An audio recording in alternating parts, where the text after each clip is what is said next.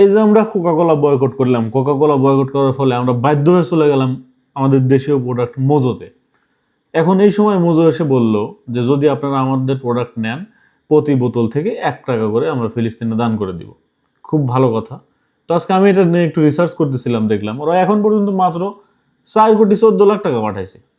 তো 4,14,00,000 টাকা পাঠানোর জন্যে মোজো মানে আকিজ গ্রুপ যেটা বাংলাদেশে এত বড় একটা কোম্পানি, কোনো ক্যাম্পেইন মানে চালানোর কোনো প্রয়োজনই নাই। ওরা চাইলে যে কোনো সময় দান করতে পারে। কিন্তু এই 4,14,00,000 টাকা কিংবা ফিলিস্তিনের লোকের জন্য যে টাকা পাঠানোর ব্যাপার, এটাই ওনাদের কাছে মুখ্য বিষয় না। ওনাদের বিষয় হচ্ছে ওনাদের প্রোডাক্টের মার্কেটিং করা।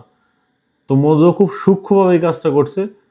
মানুষের ধর্মীয় আবেগের যে একটা জায়গা ছিল যে আমরা যদি মোজো কিনি তাহলে 1 টাকা করে যাবে ফিলিস্তিন বা গাজাবাসীদের জন্য, যেহেতু আমরা ওখানে গিয়ে কিছু করতে পারতেছি না, সেই ক্ষেত্রে এটাকে মোজো ব্যবহার করছে।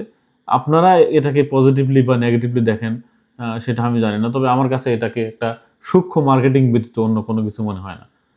আপনার মতামত জানাতে পারেন।